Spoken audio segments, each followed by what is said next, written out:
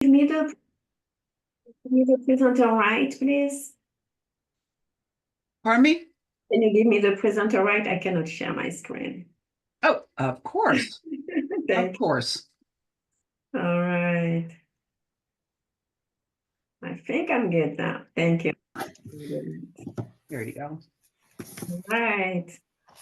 So good evening, everyone, and welcome, fellow Rotarian, and welcome to our guest speaker and also people visiting our club tonight. So first of all, before starting, I would like to wish you all a Happy New Year. So can wish you all the good things, and we are so happy to have you, and we are really excited for this new year. A lot of things in perspective. We have our president-elect, which has been nominated, Paul Grogan. So we're going to have a lot to do together. And again, I would like to say a big thank you to you all for everything that you do for our club. So our next step would be the birthday celebration. So January, we have Randy Stilford. So happy birthday to Randy. Wishing you all the best. So the birthday will be at the end of the month. So a lot of good things to Randy. And our agenda today is pretty forward. So first of all, I would like to welcome our new member. So Adi Susan is our new member. She joined us in November. So Adi, as the bio is just terrific. So I would like Adi to give you the opportunity to introduce yourself to all our members. Okay. Hi, everyone. I'm a third-generation Rotarian. I work in the marketing space. I've broken multiple international records in the marketing space, so I'm a total marketing nerd if you ever need help with anything marketing, tech. I was hired to write a marketing textbook, and I have a marketing software company. It builds marketing strategies using AI. And it's used by 3,000 businesses in 59 countries. Wow, amazing. That's amazing. We are happy to have you on board, and we are sure that we can really benefit from all your experience in our club. Thank you, Adi. Oh, and my dad is the speaker tonight. That's right. So I will also give you the opportunity to introduce your dad. So Jeffrey Frederick Wells, welcome, and thank you for taking the time to join us tonight. So I think that we were thinking with Alicia, we're the best to introduce you. I think it's gonna be Adi. So Adi, it's all yours now. Oh, and now I introduce my dad? Yes, you can introduce your dad. All right. So my father is a second-generation Rotarian. He is a prestigious commercial architect. I was really excited when I broke this record and was picked by name to manage Apple sales. But that was at the age of like 24. And my father, when he was 19, obviously had to be better than me. And he was hand-selected by Gap to design one of their flagship stores right outside of New York City. So he's worked on projects for US banks, office buildings, strip malls, you name it, a lot of luxury car dealerships. He's done a lot in the commercial real estate space. And the reason he's here tonight is because our topic was vocation as a service, and he worked on an amazing project in partnership with his Rotary Club and another Rotary Club in Haiti to use his commercial architectural knowledge to create this amazing infrastructure down in Haiti. Okay. What do you? You want to add to your introduction? What would you like to add? Yeah. Alicia, I sent you a PowerPoint. Are you able to put that up? Are you the host? Oh, muted. I can hear you, Alicia. You are muted. If you want me to share, you can send it to me, Alicia. Yeah, I didn't receive it. I'm sorry. Okay, let's see. Um, Do you want to send it to me? let's see if I can find that, because that would help a little bit. But I'll tell you a little bit about what's going on in the meantime. I'm 45 years in Rotary. So I've gone through the chairs several times in several different clubs. I just recently finished as president of the Norfolk Rotary Club, which in itself is a challenge because I'm from New Jersey. And when you come down to the South and you have a Jersey accent, to cut it with the guys down here, it's a little bit difficult. So the year before I moved to Virginia, I actually joined the Rotary Club just so I could get to know some of the locals. And that was 10 years ago. And got to know an awful lot of the people through Rotary, which is just a great, it's a great network. As Adi was explaining to you, I'm a commercial architect. My dad was the founder of the firm, and he went on to become a Rotary International Director. So when he was traveling as a director, my brother and I took over the firm back in the 90s. And I spent 20 years working through the commercial architectural world before I discovered something that was much more valuable to me. And that was again through a Rotary experience. We had a visiting Rotarian that came to ask for money, and his name was Father Marc Bouvier. He was a Navy chaplain from Canada originally, and he spoke French. So they put him in Guantanamo to find out why in the world people would risk their lives to get on anything that floated to leave Haiti during the second generation of the Duvalier regime.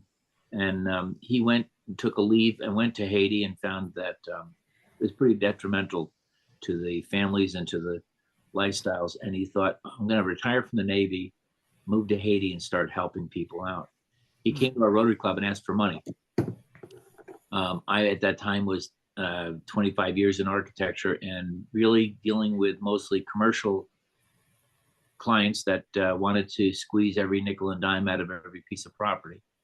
And I thought, boy, you know, there's an awful lot that's happening here, but through Rotary and service above self, I might be able to find something that I can use my profession and my vocation. And I went down to Haiti with Father Marc, and I invited 2 other Rotarians to go down and do an exploratory search.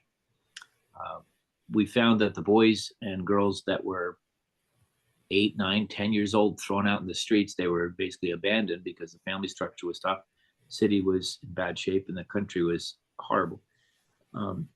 We partnered with the Rotary Club of Lakai, and we thought we could find a piece of property and build a school. And we began by building a small orphanage and a small institution. And 30 years later, I was still bringing Rotarians and non-Rotarians down to build villages in Haiti.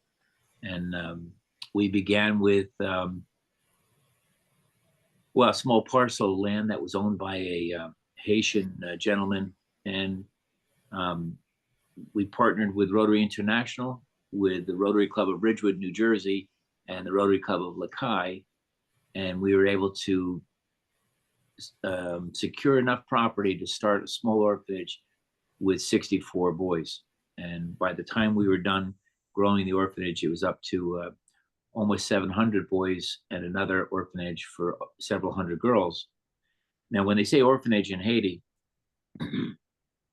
doesn't necessarily mean that the children have no parents. What it means is they have parents that can't afford to raise them. Family structure is pretty rough, and Rotarians help as much as they can by bringing food to the orphanages, to these schools, but they didn't have the ability to build institutions. They didn't have the ability to build housing. So we started to partner with Rotary clubs all over the region. I brought in doctors from Rotary clubs in Ohio. I brought in medical teams from most of the East Coast. And we would fly down every 3 to 4 months and establish a base down there and set up a clinic. So I brought builders down to help build the clinic. And I brought doctors down to man the clinic. And when we would be on our way down, we'd get notice out, and there would be 400 or 500 people lined up before we even landed to come visit and find out what we could bring. Some of the things you realize here in the States is we take things for granted somewhat when we go to the clinic, we go to the CVS. There's a shelf full of medical. You can buy anything. You can buy aspirin. You can buy bandages. When you go to the third world, everything's on the black market. Anything you can try to pick up. We left an entire shipping container filled with antibiotics and gauze and everything we would need for operations. And when we left 6 months later, came back with a team of experts, the entire container was empty. And the reason it was empty was we locked it up, leaving it under good care, but they tore it open and sold everything on the black market so they could feed the children. So when we left medical supplies, they said, you left us resources to feed. So we don't know what to do with gauze. We don't know what to do with the antibiotics. That wasn't our thing, but we know how to feed with rice and beans. And so we learned an important lesson. Most of my Rotary experience, third world, has to do with Plan B. Because we go down with Plan A, you have what you think is going to happen, and you have what's actually going to happen. And they're very rarely on the same plane. Another experience I can explain to you that tells you about the Plan B was we were in a village in Lakai asking the children what they wanted most, and they saw all of their friends in an orphanage that was down the street that was fairly well attended with Americans and internationals that were helping. Buildings were beautiful, the grounds were beautiful, and when we asked our students in our orphanage what do they want most, they pointed to that building. So we said, what is it that you like the most about it? They said, it's beautiful. So we thought we'd bring down 15, 20 guys, and we would paint their orphanage and have them help us paint the orphanage. Got a hold of California Stucco. They donated 350 gallons of stucco paint, and we sent down volunteers all wearing Rotary shirts in this big caravan, and we had duffel bags filled with clothes, toys for the kids at the orphanage, medical supplies. We get down to the orphanage and we find out that the paint was not only not at the site, but the driver that was bringing the paint from Dominican Republic over the Haitian border to the location where we would be painting was kidnapped, killed, and the truck was abandoned, and all the paint was sold on the black market. So we had to rebuy the paint that we had donated on the black market to then build an orphanage. Plan B, of course. Plan B was what we went with, but it was an important lesson. Thinking that we plan everything here in the States and we have all the ideas and all the knowledge, we're extremely ignorant to what really happens outside of our own backyard. Each and every trip we would go down with 4 or 5 seasoned Rotarians and a dozen non-Rotarians that had no idea what we were doing, but they wanted to come and help. And what we did was, through many years with the Ridgewood Rotary Club, we ended up growing our club based on a vocational project, based on an international project. And we were able to do great outreach using our hands. So years forward, I left the Ridgewood Club and I moved down to South Jersey and joined up with the Beach Haven Rotary Club and invited them to come down to Haiti. And each and every time I've moved to another club and I've invited them to come with their trades to help us serve others. So it's kind of been an exciting adventure.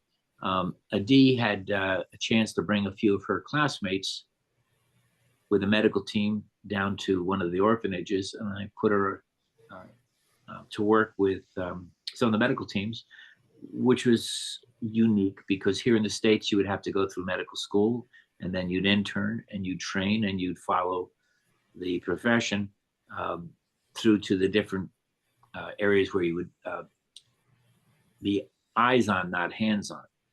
When we got her to Haiti, I was able to put her with a medical team, and before you know it, she was actually hands on suturing up patients that they were operating on. So it was a big learning experience, and that's why she's in marketing now and not medical profession, because it was I don't think I want to do this experience. But the cool thing about Rotary is No, but okay. In the U.S., they train you before they put you in with patients, and there they said, "You've seen a medical book. Our doctors have not even seen that, so you know more than our doctors. Yeah. Please come into the operating room." it was preparation. it was definitely an experience, but I just share that for the humor of it. But the reality, we do great things. We always step out of our comfort zone when we're in the mission field. My profession of architecture is my vocation. 45 years ago, when we joined Rotary, we had vocations. You had a classification, and that's what you were. So you had 5 lawyers. You had each one had to have a different discipline. You had a doctor, a candlestick maker. You had everything. Nowadays with Rotary, you basically open up the classification to anyone that wants to join that is in service minded. I'm about to begin starting a new club in 3 weeks. That'll be a cocktail club. And it's not because they're getting together just to drink. It's just because most of the people that I'll put into this new organization can't take a 2-hour lunch in the middle of the week because of their restrictions. And they're going to gather together once a month and talk about what service projects they can get involved in. Down here in the Virginia area, fresh water is not a need, but literacy is. So we're going in and out of most of the schools, and we're teaching kids that should have a fairly basic understanding of the English language. We're teaching them to read and write in the public schools. So it's pretty wild. Rotary's it's a way of life for our family, as Dee is attest. I have 2 brothers that have both been district governors. I have many members of our family that have taken Rotary on as a way of life because it's a service organization. We understand full well that you get what you give, but you give what you get. So it's been really a great time for us to take our profession and take our desires and see what we can do with them. As an architect, it's very easy for me to go into a region that I've not been before and volunteer my services. Throughout the years, I've been involved with the youth exchange, bringing children in from all over the world and having them run through ambassadorial programs. But what I think I've enjoyed most is teaching people to take their simple trades and say, what can we do? Let's build a playground. Let's plant some trees. Let's find something that we can do. If it's cleaning a beach, it doesn't make a difference what activity. It's kind of neat to get the community together. So we're very involved with community projects, educating other people that there are great avenues. I think it's comical here that I'm looking at a Mets flag on one flag and I'm looking at a Yankee banner on another. So it looks like we're a pretty international group here. I'm certainly open to questions. The PowerPoint that I would have shared basically takes you through probably a decade, maybe 15 years of just the one area of service, which was in Haiti. Unfortunately, one of my closest friends, who was a Rotarian that came in with me back in the 80s, he was a pilot that would help fly the missions back and forth to Lakai. And he then took his Rotary experience as a pilot and started to fly missions for the Canine Society, bringing dogs back and forth. And it was during one of his flights that his plane crashed. So unfortunately, he's no longer flying back and forth to Haiti with us. many great experiences. I don't know how your format works with your international club since you're all online. I'm very familiar with Zoom calls since I'm an architect and I've been dealing with most of my projects in Zoom meetings for the last 4 years. I'm certainly willing to field questions and talk about specific projects or Rotary International in general. I'd open it up, and I'm not sure if Alicia is going to host or Yeah, I'm here. no. Yes, so I think I see Will as a question, so. Yes, yes. First of all, very, very impressive the work you've done in Haiti. But my question is, as the political and safety situation has deteriorated in many places there, has your project been secure, and are things still progressing as you would have wished? It's a very good question. Thanks for asking that. Without getting too political, Haiti is a very unusual nation. I've done projects in the Philippines, I've done projects in Mexico, projects in India, nothing like Haiti, to where the chaos is norm. So it was an educational experience for us. When we built the first orphanage, it was an expansion on a piece of property that we did not own because in Haiti, the lands, it's an old French legacy type land. You can't go in and buy land. You have to have it part of your generational property. So we were able to secure enough land to build the 285 acres and expand it out. When things got really ugly, we had to build walls around the orphanage just to protect the children from their own Haitians. Horrible. So we'd bring in food supplies, and the people from the villages would storm the gates and steal the food supplies. You just don't understand how chaotic it is, but they don't see it as chaos. They see it as this is their way of life.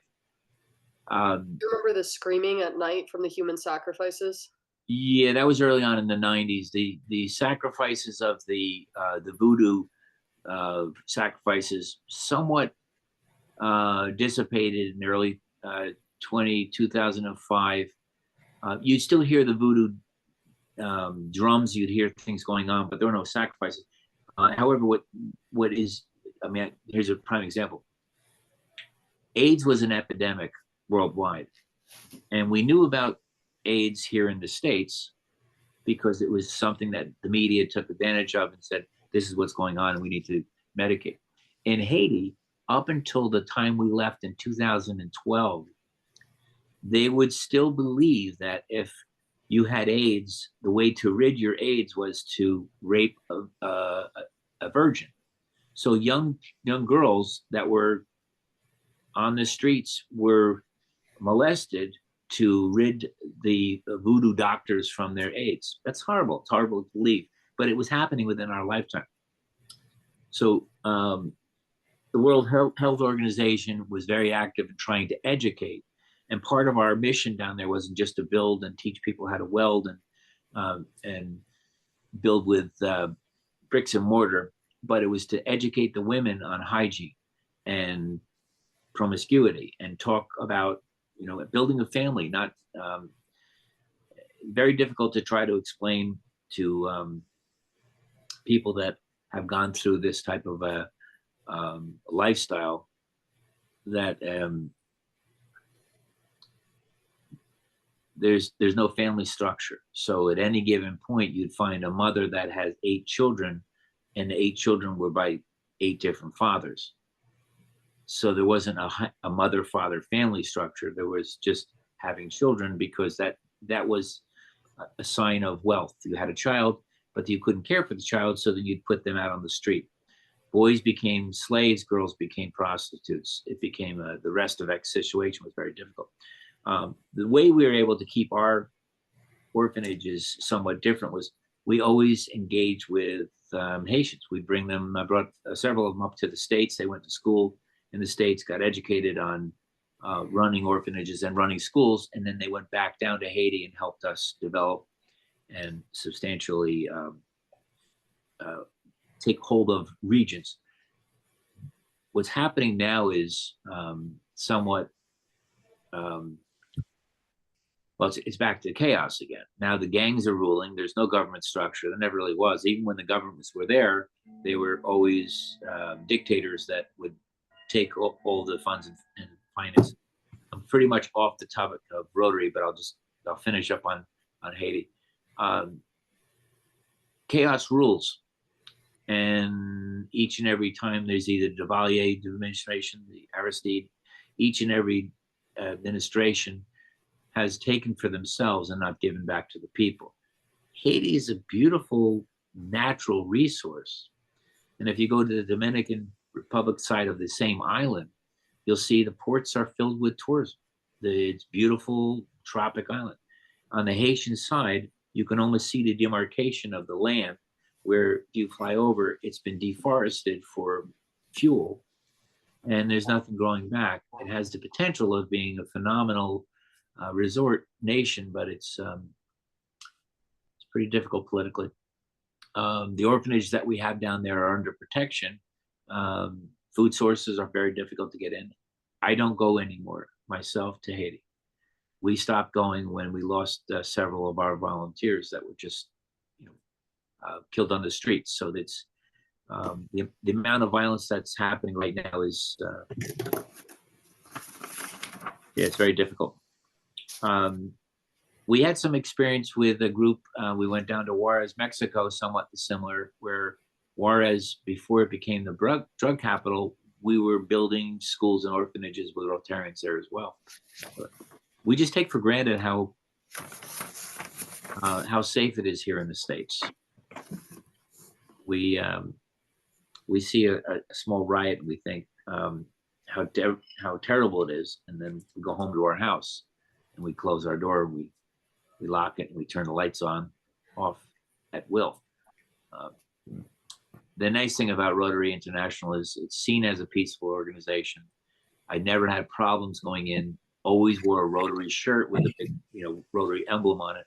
People never gave me a hard time because they realized that we were there not to take anything, but just to give. So it's kind of cool to be a Rotarian. Any other questions, Jake? Please. Yeah, I know. Just a quick question. You started to answer it actually. As you went through your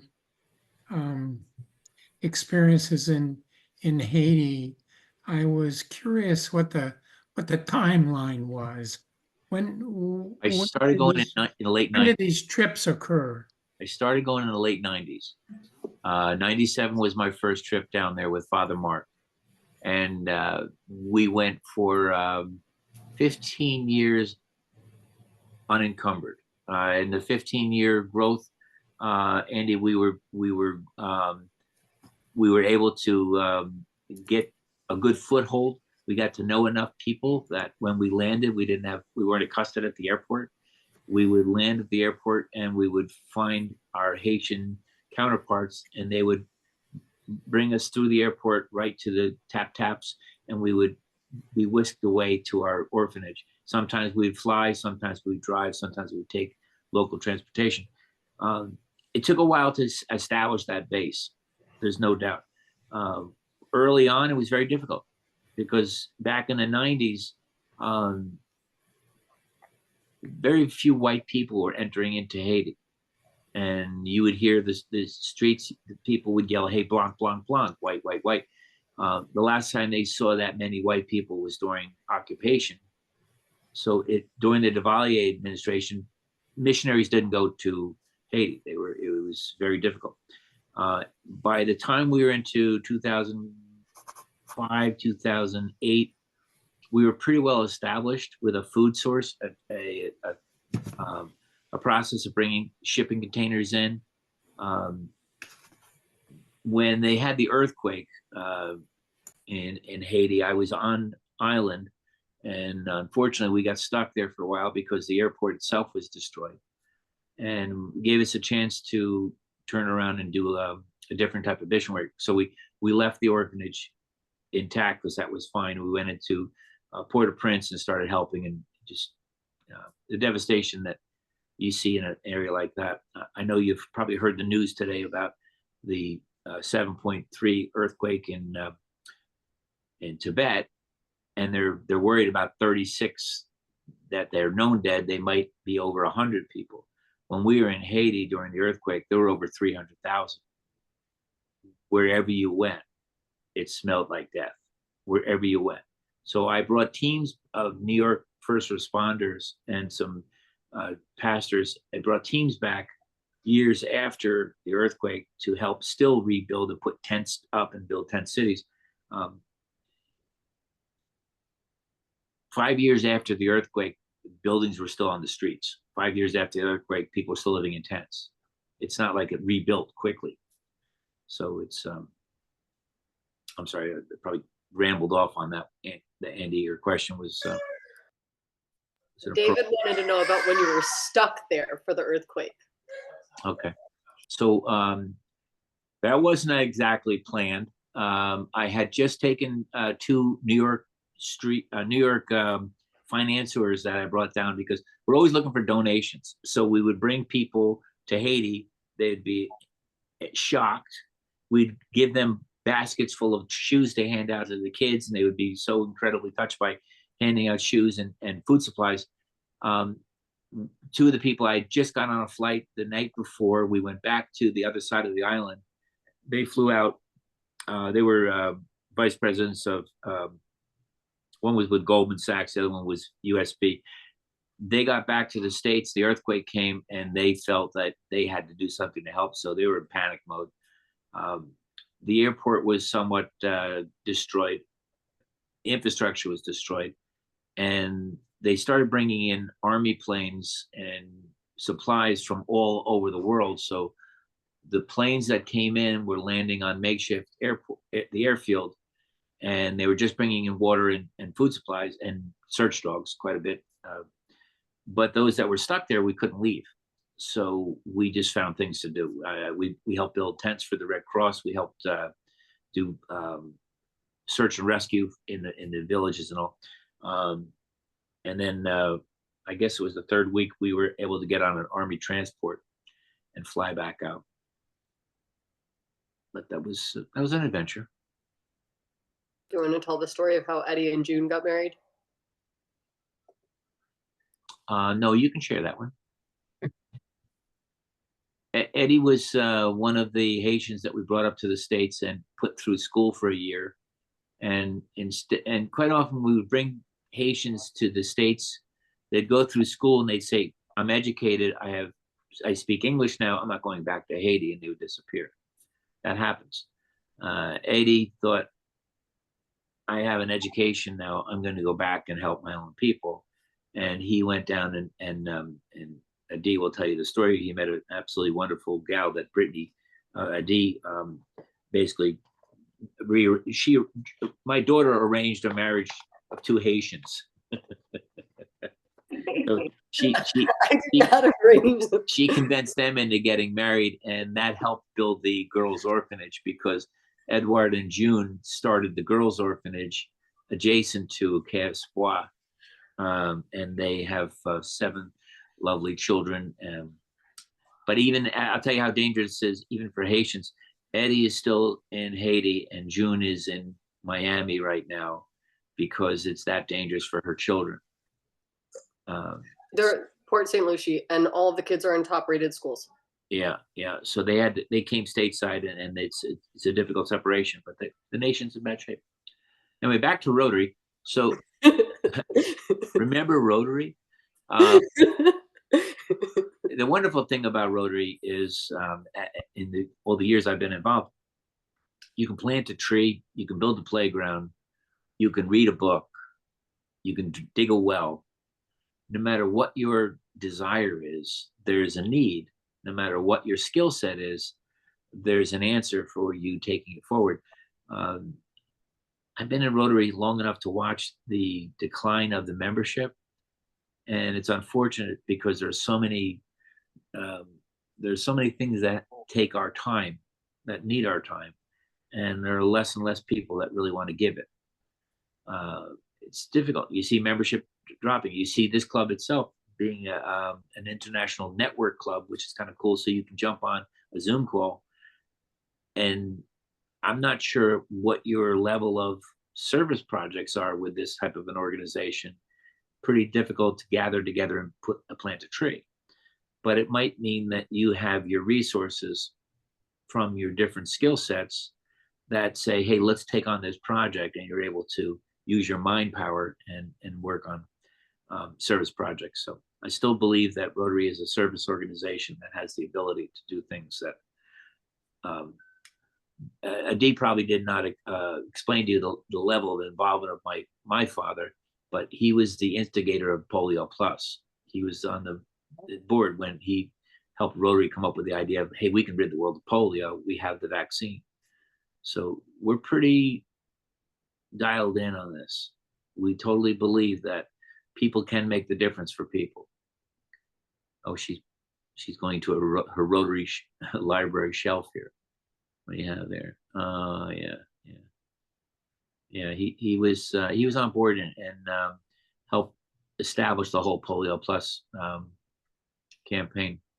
So just to show you how crazy Plan B is, the original budget for Polio Plus was $250 million, and they thought that'd be a lot. We'd be able to do it.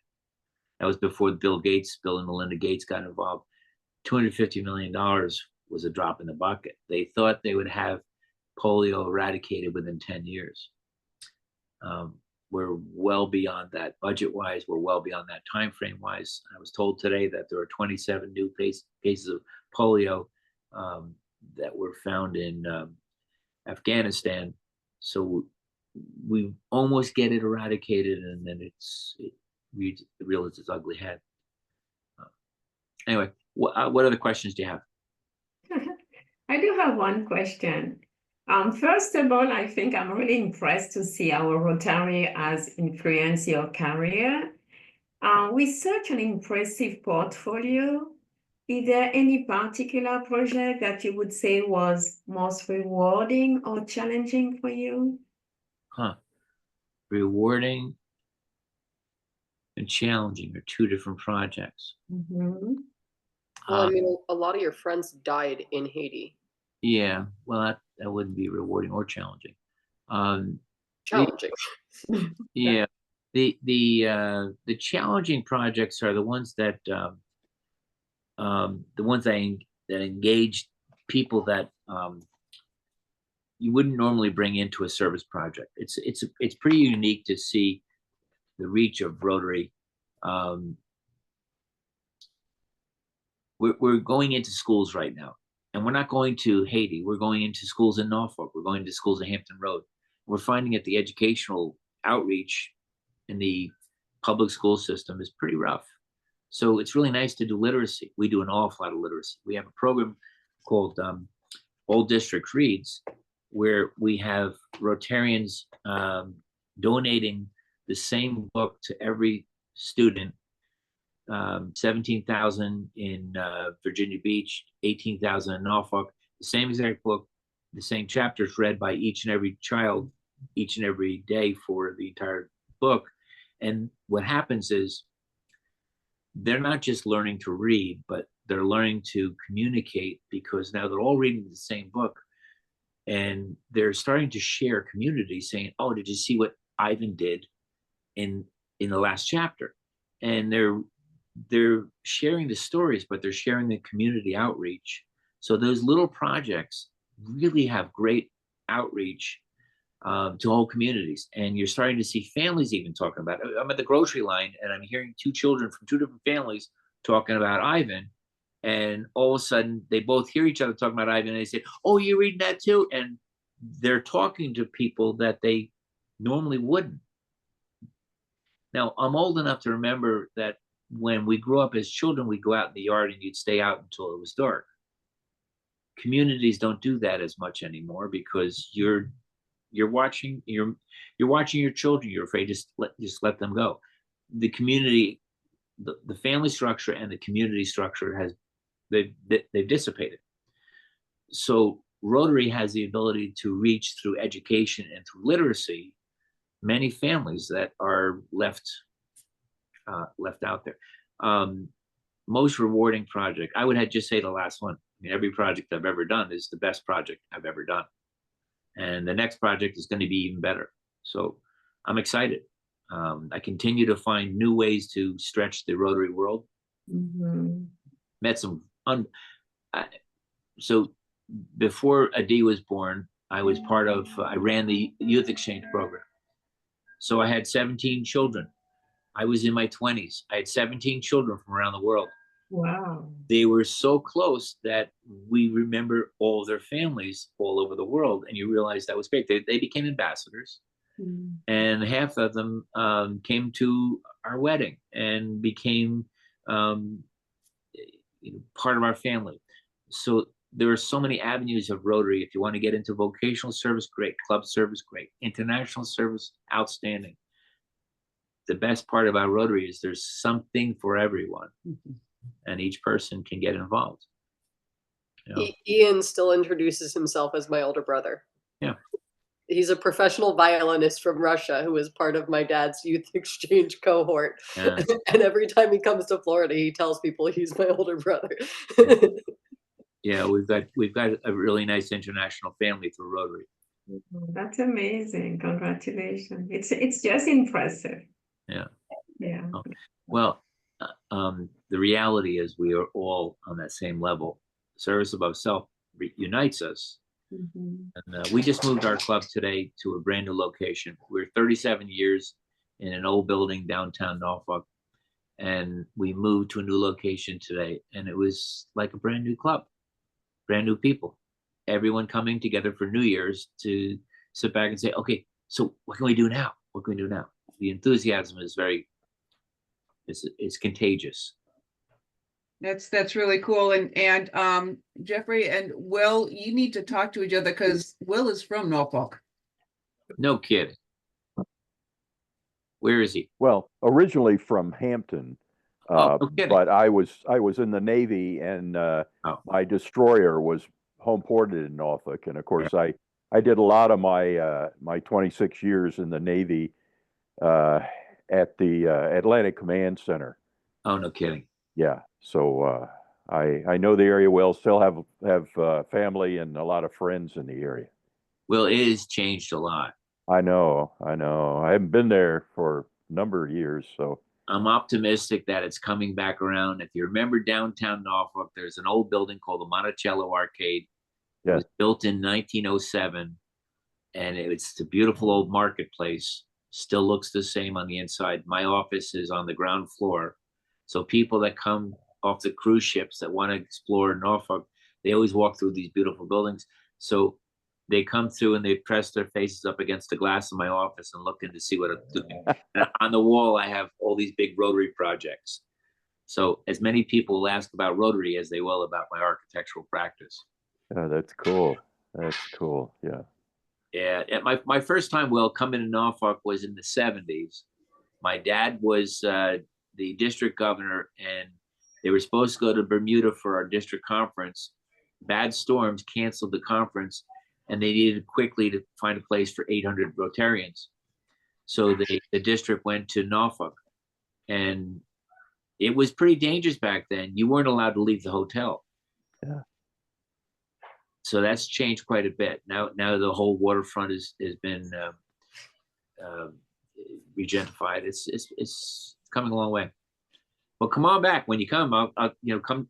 Lunch is on me at my Rotary. I'll make a point of it, and road trip.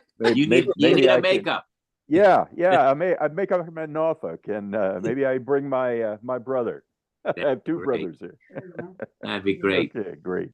Yeah. So, I have a question. Well, I have two things. One, our club is involved in a district project, but it is focused on education, continuing education in Africa, and Malona is spearheading that, which we could talk about a little bit more.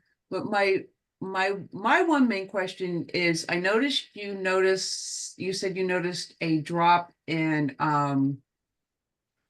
Rotarians, Rotary participation. What would your if you were to give one good solid point of advice and getting people back into Rotary and re-enthused, what would you say? That's a great question. So this is heresy. Rotary, when it first began with Paul Harris, was a networking organization. So he was an attorney, and two of his friends owned industry. And they got together and they brown bagged it to talk about what we do with our companies. It wasn't all about service.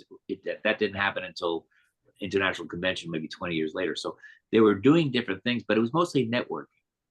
Obviously, it was all men, and it was men that owned companies. So when I was in my 20s, I joined Rotary. I was 21 years old. So kind of came in pretty young because my dad basically said, no, I don't want you to join Rotary until you're 35. You're too young. And I said, I knew you were going to say that.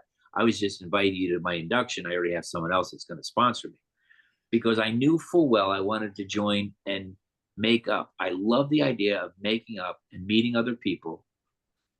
If you're able to pop in anywhere in the world and see a Rotary sign and sit down with people that are the leaders of that region, it's incredible. So maybe what we should be emphasizing again to new Rotarians is networking.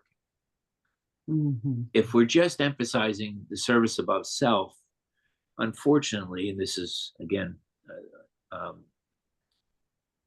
difficult for me to say, people don't want to all of a sudden give up their time as much as we did when we were younger, because we're selfish. Everyone's trying to preserve their time and their money.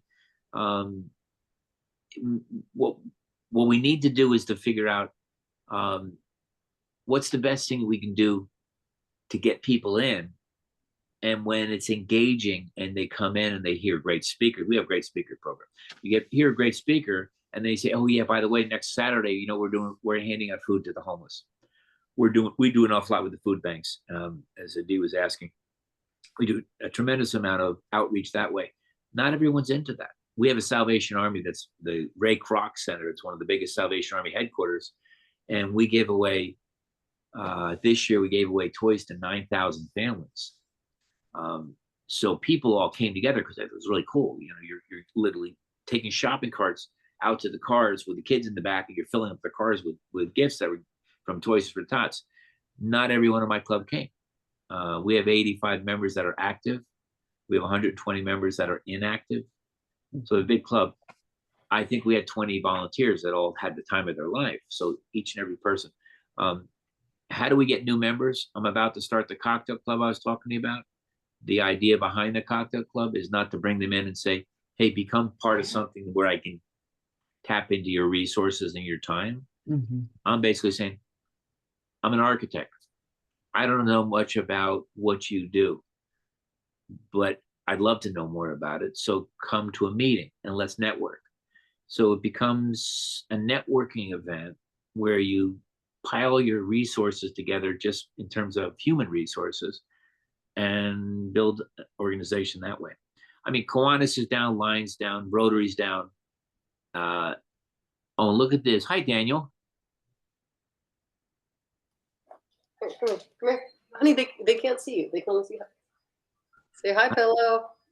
Hey, Eliana, how are you? Hi, guys. Okay, we could. There they are.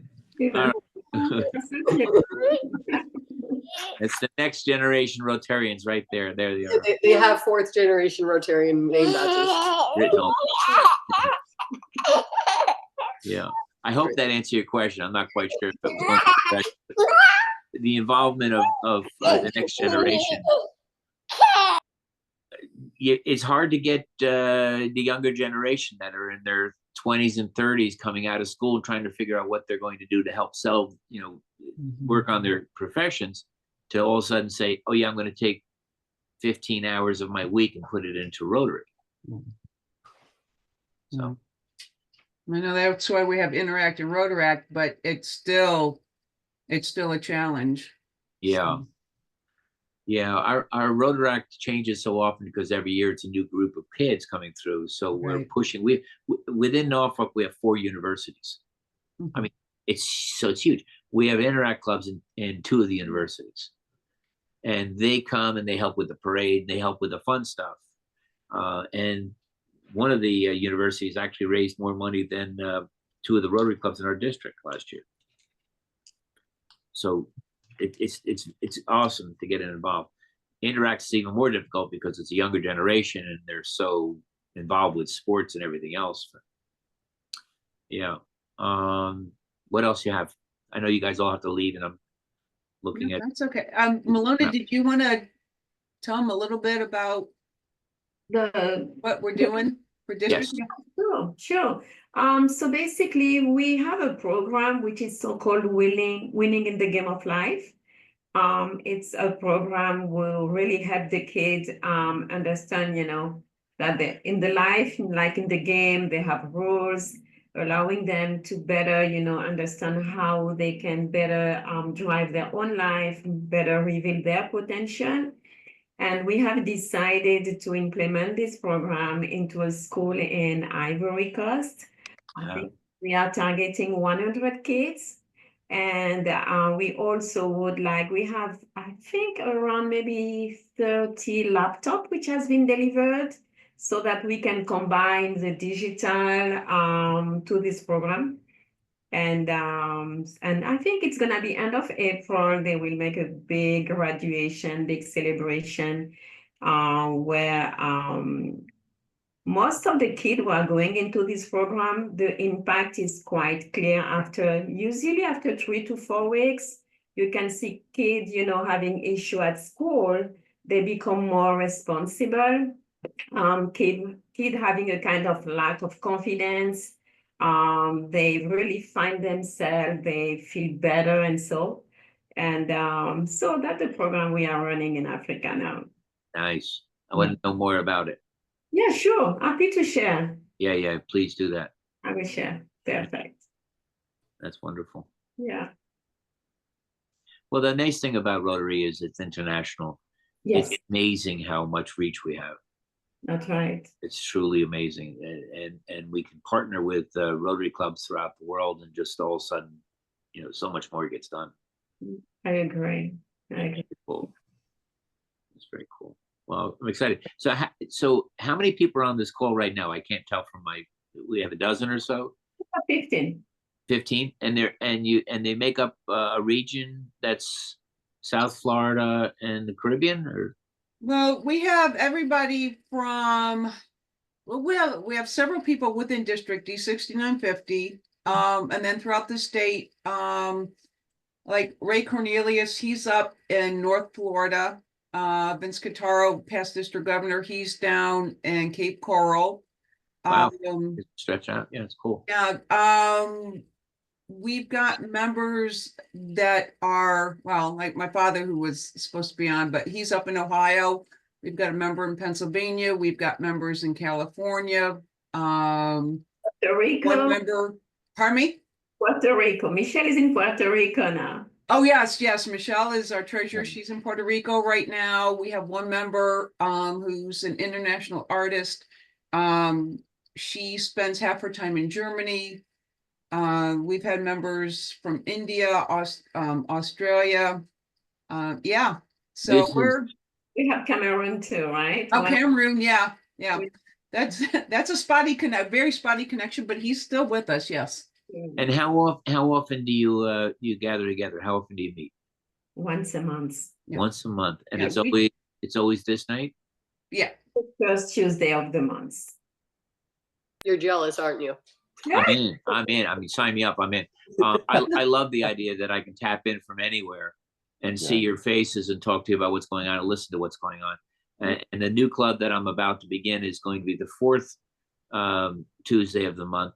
So I'm trying to think how I can bring you guys into a big screen on the one of the meetings, but that'd be kind of cool too. The idea of going. So one of our most successful years, quite frankly, we gained 10 members during COVID because we became a Zoom club. We thought we'd lose everyone. Yeah. But it was easy enough to wherever you were, and I'd be on the road half the time. I would just put my iPad on the dash of my Jeep and I'd be driving a Rotary meeting, which scared many people, but mostly the drivers in the other way. But the idea that we could still tap in this is very cool, guys. I think what you have here is very sustainable, but it's also something that I'm going to share with my club and tell them all about how exciting this is. It's kind of cool. This has worked very well for us. We've stayed as far as Zoom meetings, it's like you see it's once a month, first Tuesday of every month. We also do have a bulletin, a bi-weekly bulletin that I put out, which is for primarily, well, club members, and then if anybody else wants to sign up, I add them to the email list. So that goes out. Like I said, that's bi-weekly. Gotcha. Well, add me to your email list. You have my email. I will put it on. Yeah, that sounds exciting. Now, do you ever get together physically in one spot, or is it only? We did it once. We did it once. We're trying that. I think like I said, about a third of our club members are within a couple hours driving distance. It's a lot. Yeah. So. Yeah. Right.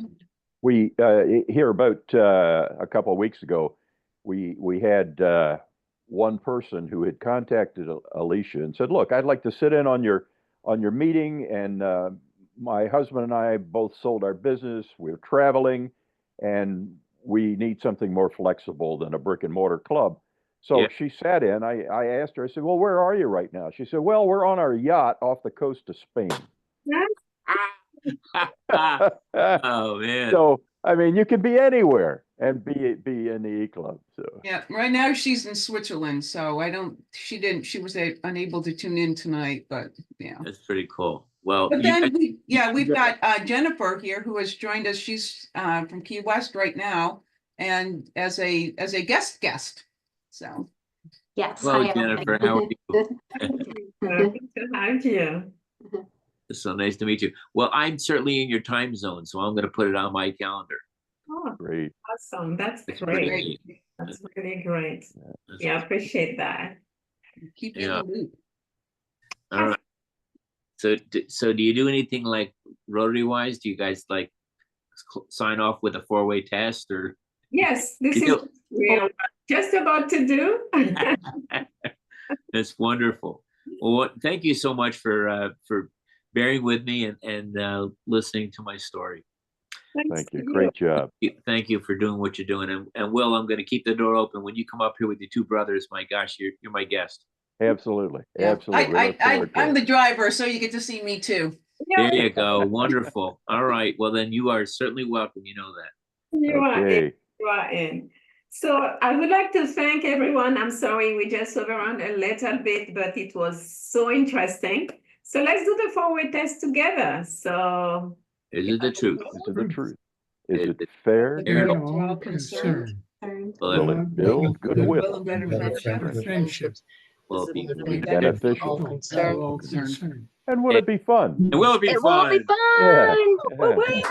Yeah. Yeah. And Jennifer, I used to live down in the Keys. I worked for the government there in Key West. You know where the concrete buoy is? Yes. A compound right on the other side of that is where I worked at a Oh. command center. So, I remember Oh, that. that's great. Yeah. All the way down. counter drug operation. Yeah. Oh, Gianna, yeah. And Jeff, I have no idea where the PowerPoint went. If I looked for it when you mentioned it, I still couldn't find it, but if you can resend it to me, I can put it in the next week's bulletin and Yeah, sure. everybody can see it then too. I'll give it to Adi and she can share with you guys. But I thought I sent it to you when you were looking for my bio and my headshot. So I sent you the PowerPoint, but it's It ended up in the math moss, wherever that is.